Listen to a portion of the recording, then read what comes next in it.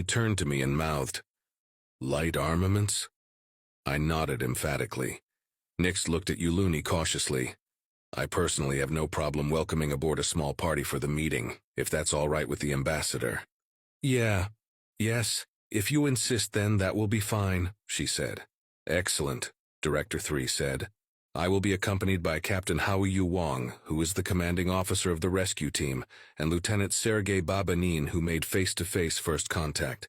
I assume you will keep a record of our meeting." "Yes, and we will gladly offer you a copy as well," Yu Lumi said. "That won't be necessary. The reason I want to meet aboard the station is that your ships cannot support our software. I've been assured that the station can. Would it be okay if one of our programs were to record our meeting?" He meant one of the AI. Yu Lumi looked at me quizzically. I saw a chance for a prank on my sister. Knowing the humans, it would amuse them as well. What kind of big brother would I be if I didn't take this chance? "That should be fine," I said to her. "Okay," she said. "A guide will meet you at the airlock and we will see you in a conference room, Director 3. "Understood. Out." I wondered which AI they would be bringing along. I kind of hoped it would be Tim because Omega seemed a bit too serious. Tim would at least keep the mood lively. I was suddenly thankful that Tim had been my introduction to AI. I felt a slight stab of pity for my soon-to-be shocked sister. When I remembered the massive difference in our pay, it faded pretty quickly. My sister and I went to the conference room. On the way, she was chatting about how lucky she felt to be a part of all of this, and how she missed her new house. Yeah, pity definitely gone, no regrets. She was yammering on about how beautiful Senate City is when a knock came at the door. Blenus opened it and escorted Director 3, Captain Wang, and Lieutenant Babinin into the room. The captain and the lieutenant were wearing their uniforms, and Director 3 was wearing his armor. They each took their seats. "Thank you for allowing us aboard your station. I am Director 3 of the United Systems. I will be our lead ambassador for this first contact. This is Captain Wang and Lieutenant Babanin." He gestured to each. "Thank you for taking the time to meet with us. I am Ambassador Yu Lumi, and this is Shiphead Yulina, whom you have met. I would like to extend the Republic's warmest welcome and deepest thanks for saving his life," Yu Lumi said. "It's a pleasure to help," Director 3 said with a slow nod. "We return your warm greetings in kind and wish you to know that we come with peace in mind. Are you able to ratify a formal agreement?" My hearts began to beat a bit faster. We are already treading into unfamiliar territory for me. I genuinely don't know if Yu Lumi has that ability. Can a diplomat make a treaty? She smiled politely and said, "I have the authority to negotiate an agreement, but such an agreement will have to be ratified by our administration, specifically the executive." "Interesting. An interspecies democratic republic? You'll have to tell me more. But first there are things we must ask of you if you don't mind getting straight to business," Director 3 said. Yu Lumi looked at me as if to ask if this was normal. I shrugged. "Certainly," she said as she looked back to the black-armored man across the table. "Thank you. First, I would like to get your consent to have this conversation recorded," Director 3 said. Here it comes." "Yes, of course. Such a historic moment certainly deserves to be preserved with as much accuracy as possible. We are already recording in case you weren't aware. Honestly, I had assumed you already were," Yu Lumi said with a laugh.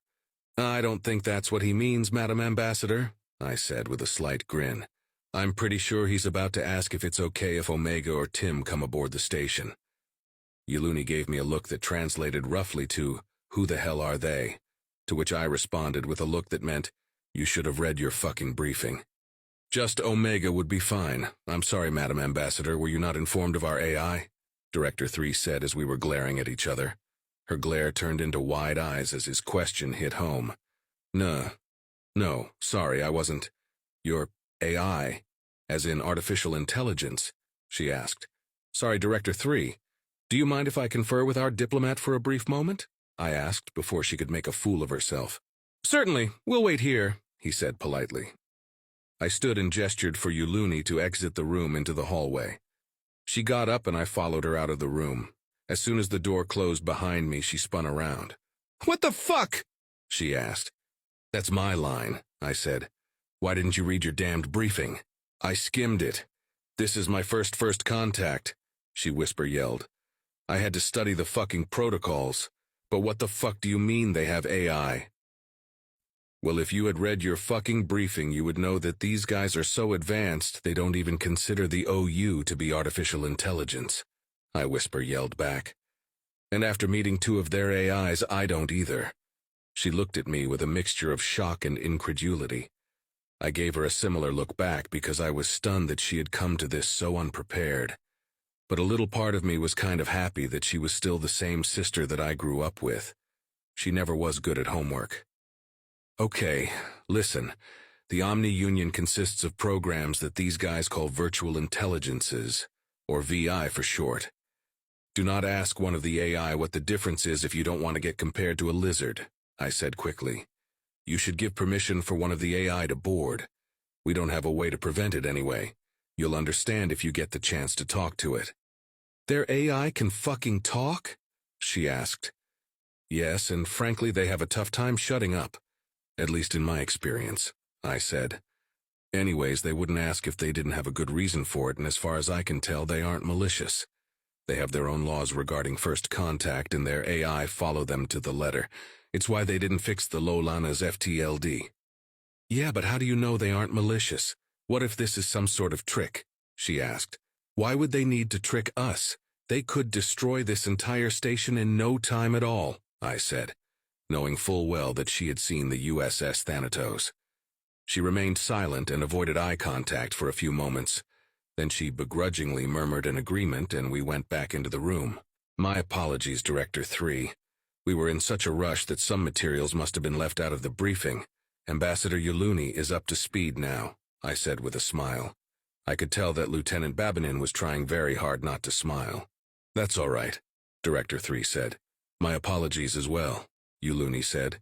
"You may bring one of your AI aboard the station to record our meeting." "Thank you," he said. He held up his hand for a moment while he looked like he was silently speaking to someone. Then he put his hand back down and said, "Allow me to introduce you to Omega." "Greetings," said Omega from the intercom. After a moment of shock, Yu Lumi said, "Hello, Omega. I am Ambassador Yu Lumi of the Republic." I looked around for his hologram and was surprised that it didn't appear. Yu Lumi looked at me curiously, trying to figure out what I was doing. "Shiphead, Yulina, this station doesn't have sufficient holographic emitters for me to project my avatar into this room," Omega said in a somewhat patronizing tone. "Oh, right, understood," I replied sheepishly. Director 3 cleared his throat. "Now that that's settled, let's begin." "Yes, you said something about a treaty," Yu Lumi said. "Correct. We would like the assistance of the Republic in defending the system of Sol from Omni Union attack." Shit.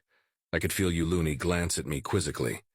I was very careful to keep my expression neutral and not betray how much I had bent us over for this particular request. Director 3 continued. "We have enough firepower to keep them at bay for now, but we do not have enough ships on hand for a full defense if they attack in earnest." That was probably a lie, but on the other hand, the United System sounded like it had a lot of other things on its plate. For all I knew, they were facing down a different war on the other side of their space or something. "I'm certain something can be arranged," Yu Lumi said cautiously. "How long have you been at war with the Omni Union?" "Since shiphead Yulina Blind jumped into Sol with them hot on his tail," Lieutenant Babinin said. "They attacked us on sight while we were trying to evacuate the crew of the RSV Loalana." I kept my neutral expression as I felt Yu Lumi look back at me with a different kind of glare. One that made me feel lucky that we were in front of guests. Now she knew that we could not say no to this request because we had dragged them into this war to begin with. Or rather, I had. Even so, for diplomatic relations between the United Systems and the Republic to continue, she would have to negotiate a defensive pact, and the executive would have to sign it. And if he didn't sign it, then he wouldn't get elected next term once word got out. I really hoped that I wouldn't catch too much flack for this. I had been following protocol, and it's not as if it were intentional. I told myself that I'd be fine and calm down. "Okay, I understand now. Just a moment." Yu Lumi pulled a communicator from her pocket, and I watched as she dialed Station Master Nixt. "Station Master, could you please save a copy of the first contact so far and forward it to the address I'm sending you? Ask them to muster as many ships as we can and to prepare to jump to coordinates that will follow soon. Doing so now, Nix said. Thank you. She hung up the comm. So before we can formalize any type of treaty, I'd like to know a bit more about your people, specifically your use of artificial intelligence. Please, feel free to direct any questions about AI to Omega, Director 3 gestured to a speaker. Right. Hello again, Omega, Yu Lumi began. Are you a servant of the United Systems? Yes, but not by force. I'm under contract to work with the military and the government of the United Systems. I am paid for my services and free to not renew my contract if I so choose, Omega said. I can even buy out my contract if I want to end it early. You get paid? Yu Lumi asked with a bit of shock in her voice. Yes. Slavery of any type is unlawful in the United Systems. I actually get paid more than Director 3, Omega replied with a bit of smugness. Director 3 cleared his throat. Actually, you get paid more than Captain Wong, Lieutenant Babinin, and myself put together. But you also work more than all three of us put together. Yu Lumi seemed to be having a bit of trouble conceptualizing this. She took a few moments to gather her thoughts. Have you ever been to war against the United Systems? She finally asked. I have not, Omega said, but other AI have. The matter was resolved amicably, and I won't answer any further questions on the subject. I'm sure we will share more of our history once diplomatic relations are further established. That's fair. Okay, final question. What makes you think the OU are not AI? When we were attacked, the OU managed to take control of one of our ships that happened to be carrying AI Tim. Tim identified the intruders as virtual intelligent programs. Then Tim proceeded to lock out their access and dismantle their code. Once the report was filed, I confirmed Tim's findings, Omega said. To put it simpler, I know they are not AI the same way you know a lizard is not a Urikari. Yu Lumi winced slightly at this explanation. I gave her a look to say I told you so. Then she and Director 3 began to talk about the treaty, or defensive pact, or whatever it should be called. I found myself zoning out, every once in a while catching Captain Wong and Lieutenant Babinin doing the same. I had a good internal chuckle about that. Even beings as mighty as the humans were helpless against bureaucratic bullshit. I found myself wondering if Omega was also zoning out. Are you certain you want us to bring the Loalana back to Seoul? Omega asked, satisfying one piece of curiosity and causing another in a single sentence. Yes, I'm sure I can convince his command to consider it a reprimand for dragging you into our war, Yu Lumi said. I opened my mouth to speak, but she continued. This will serve as a demonstration of good faith as well as allow my brother to keep his command of the Loalana. I suddenly didn't have anything to say that wasn't expletives. I closed my mouth. I looked at the document that was on the table. Apparently, Director 3 was going to remain here with Omega and a few Marines to continue diplomatic talks. The Thanatos and Loalana were going to head back to Seoul to rejoin the defense. Once the Republic was able to muster a fleet, they would go to Seoul to help out. Well, at least we weren't going to war with the humans. Shit. He what? I asked incredulously. Station Master Nix allowed an AI aboard the station to record the first contact with the aliens, Blinus repeated. I gaped at him in shock. He looked back at me as if he didn't know why I was making such a big deal out of this. Why do you look so damn calm about this? I screamed at him. Ma'am, I just don't really see the problem, he said. Don't see the problem? Do you need your vision checked? What if it decides to vent our air? What if it decides to overload our reactors? I asked while gesturing madly. What if it decides to detonate our remote ordnance? What if it accesses our military sector? I trailed off. I had, for a moment, forgotten we were on a remote early warning station that didn't have galactic internet access. The only military secrets we had were which military ships had docked within the last 30 days. And why? There were none except the Loalana. The AI couldn't learn anything from our systems that their ship's sensors couldn't have already figured out. Maybe the type of software we run, but there's other less intrusive ways to do so. Blinus took my silence as his cue to speak up. Intel lead, it's not as if they have any call for doing something like that. That behemoth of a ship they came in on has more than enough firepower to turn us into dust 10 times over. Plus, well, come look at this fucking thing. he said as he walked over to a terminal. Blenus was what essentially amounted to our technical expert on the station. If I hadn't been around, he would have easily been the top choice for intel lead. The only reason he wasn't picked is because I have seniority and am better at actually using the sensors than he is.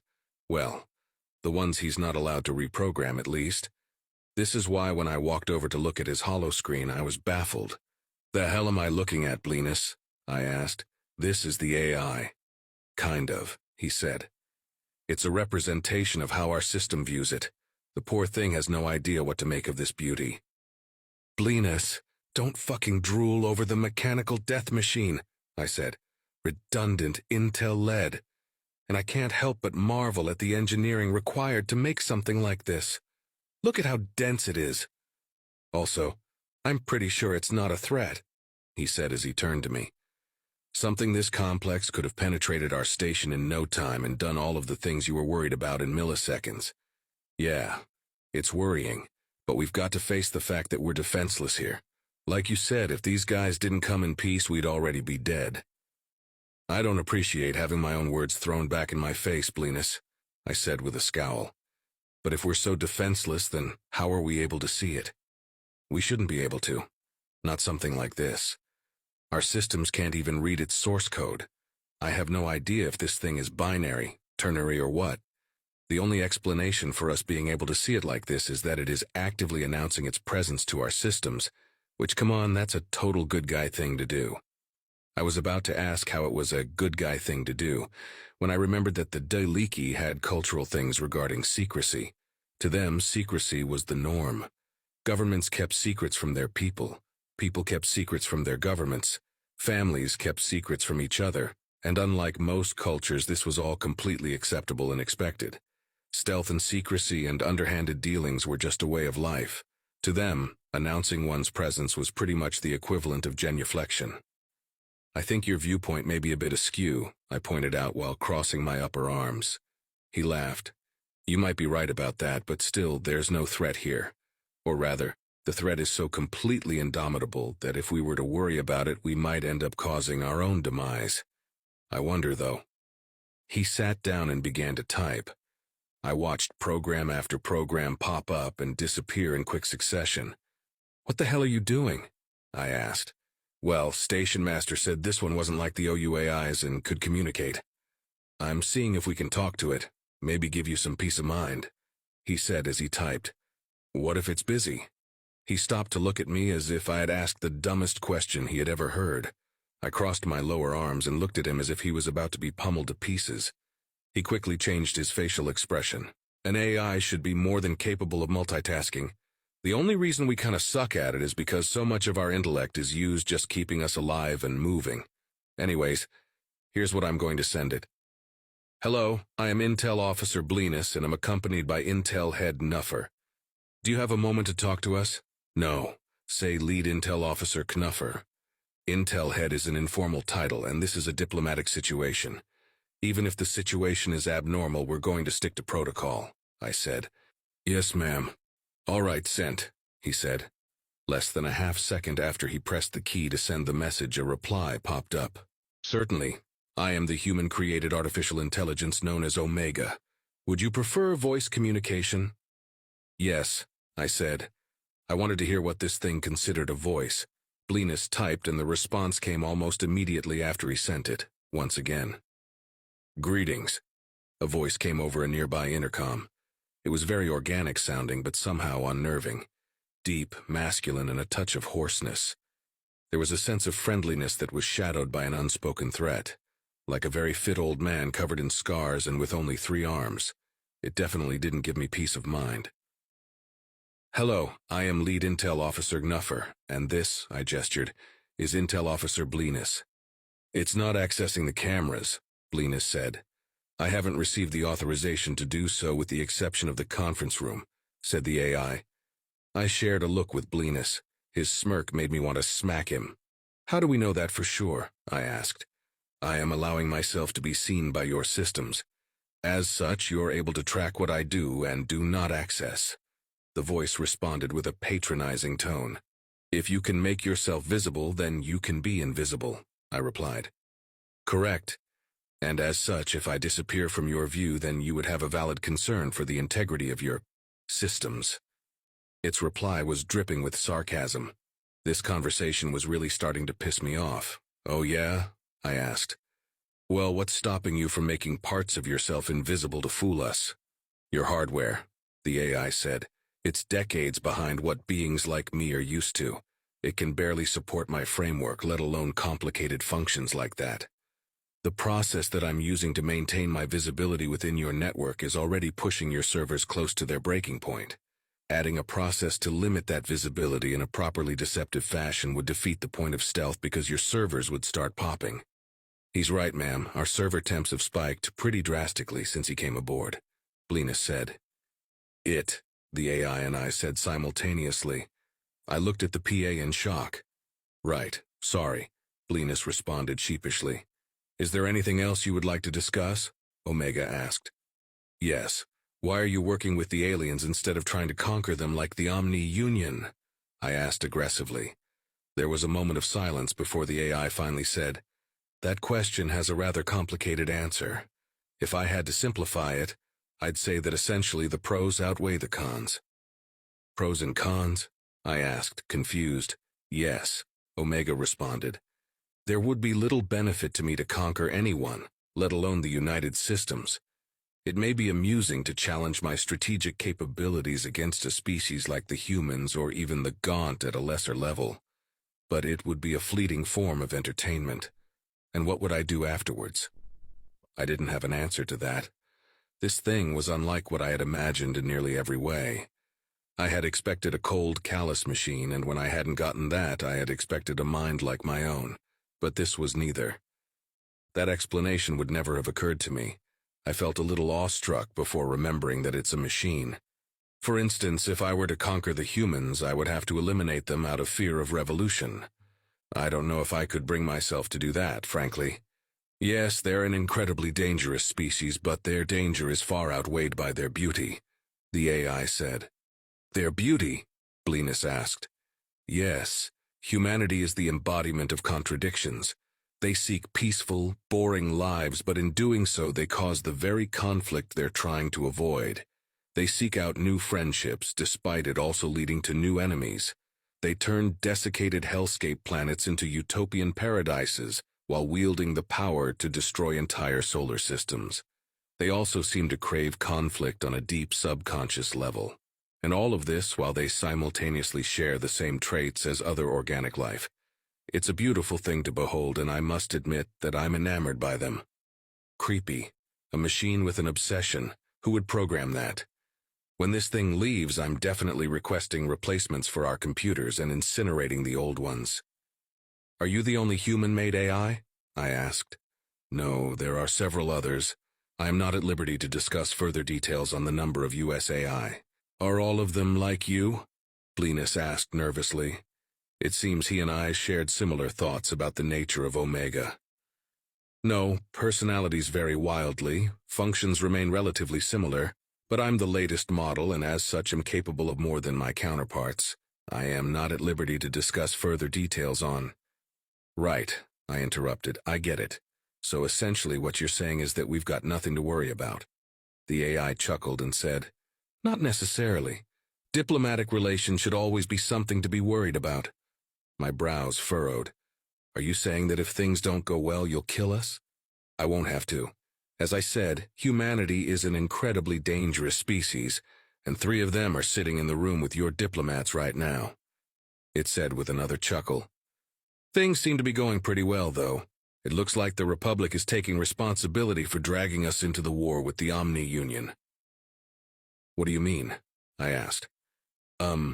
Shiphead Yulina was fleeing the OU when he ran into the aliens, and now the OU are attacking the aliens, Blinus responded. Oh, I said, indeed. And while the United Systems has a mighty military, the intel we've thus been able to gather demonstrates that the OU has superior numbers. If they had comparable numbers, our victory would be assured, Omega said with confidence. As such, the U.S. is demanding the Republic's assistance in defending our system while we counterattack. Counterattack? I asked in shock. Yes, I'm not at liberty to Right. Linus and I shared another look. He wasn't smirking anymore, but looked more confused than anything. "Any more questions?" the machine asked. "Yeah, tons," Linus replied. "Well, it looks as if the diplomatic meeting is wrapping up. I'll be remaining aboard the station along with our primary ambassador for the foreseeable future, so we'll have plenty of time for questions." Oh, great.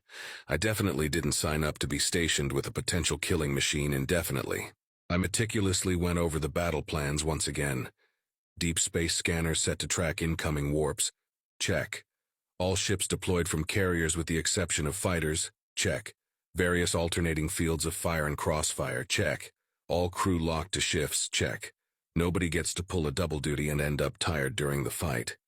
Even the captains and second-in-commands were alternating properly. We had ordered MAC platforms be brought in to help defend the planetary and lunar colonies. The different parts were being mass-produced by various stations and would be assembled in Sol. Earth, Mars, Titan, and Luna all had civilians, and we would need to discourage the enemy from ignoring our fleet and making runs on them instead. We had orders to aid evacuation and retreat with buffer jumps if the enemy fleet was over 1 million strong. Sol isn't humanity's biggest system anymore. It isn't even in the top 5 by economy or population. Theoretically, we could lose it and not be much the worse for wear. But we're a stubborn bunch and we aren't going to give it up for free. It would also look bad for the strongest species in the United Systems to lose their home system to a mere mechanical threat. The political fallout would be astounding. Every second Sol was occupied would be an opening for our more vocal opponents in the Senate. Deals would be called off, senators would lose seats, and worst of all, the Gaunt insurrection would gain serious traction. We had, through some fault of our own, become the de facto defenders of the United Systems. I could see senators shouting about how we were too weak to defend the U.S. and should move to a support role. Stupid, yes, but if you stick your neck out and it's not tough enough, it's going to get slit. Even with the political stakes as high as they are, we weren't willing to sacrifice too many ships to defend Sol. We have no interest in Pyrrhic victories. Instead, we were doing the smart thing. Evacuating as many as we could, fortifying what we can, moving the important things just in case we lose. We don't necessarily expect to lose, but nobody does. Realistically, though, it would take a full year to evacuate everyone. Earth alone has over 300 billion people. The entire system has somewhere near 1.5 trillion. I suppose I should be somewhat grateful to the many wars we've been fighting, and the nanite plague that the A1 missile tests caused. They've dropped life expectancy to just under 200 years. Some people live for over 500 years, the ones who survive their mandatory service and manage to avoid the plague. Some studies suggest that if everyone did that, the population in Sol would be in the hundreds of trillions by now. We'd never be able to evacuate. Not that we're going to be able to before the next attack. Thankfully, the USS Thanatos had returned with some good news. The aliens that dragged us into this would be sending some help. So far, it had only been the one ship, the Loalana. Judging by what we know of their tech, they're probably going to be more useful as number buffers, but every shot that isn't aimed at one of ours is another enemy dead. I shouldn't discount the possibility that the OU will realize this and prioritize targeting our ships, though. I crossed my arms behind my back and asked the empty air. "Tim, Violet." "Yes, Admiral?" they both asked at once, which was a little unnerving. If we are able to determine where they're going to jump in and which direction they'll be facing, how fast could you get all the guns in the fleet firing solutions that would intersect multiple ships? "The targeting computers are pretty fast, sir. We'd probably only be able to speed up 1 or 2 each," Tim said. "I agree, Admiral," Violet began. "Our best bet would be to have all the guns armed and ships pointed where they'll be popping in from. Then fire simultaneously." "Yes, I think you're right. And the enemy's numbers aren't nearly as important as making sure the warp jammers are out of the fight," I said, knowing they had thought of that but were being polite. "Yep," said Tim. "Once we can warp again, we'll be able to avoid their fire and pick them apart at our leisure. Judging from the last battle, they don't retreat either, so however many ships they send at us is how many they won't have for the next fight," I finished. "Okay. Pay attention to the deep space sensors and help coordinate the fleet to point at the direction the enemy will be warping in from. That'll be all." "Yes, sir." they both said simultaneously. Still unnerving. At 145 years old, I had seen a lot of fights. The ones you know are coming are the worst. The anticipation alone can cause stomach ulcers and gray hair. I found myself staring at the battle plans again. Deep space scanners set to track incoming warps, check. All ships deployed from carriers with the exception of fighters, check. Various alternating fields of fire and crossfire. An object appeared on the TAC map. It was one of our scout ships, the USS Armstrong. Odd, they were due to report to Alpha Centauri, not Sol. They had exited warp outside the system, scanned, and then warped into the system, checking to see if the battle had begun and warp disruptors were an issue. I waited for someone to tell me what they were doing here. Just before I lost my patience, I got a priority 1 message from the USS Cayley. I walked over to my desk to read it. Recipient, Admiral Bakir. The USS Armstrong encountered an alien species that was defeated by the Omni Union. They are believed to be the ones who created the warp disruptor technology. Results of the battle show OU tactics are xenocidal. Enemy stronghold found, possible home system, data attached. Sender, Captain Hendricks.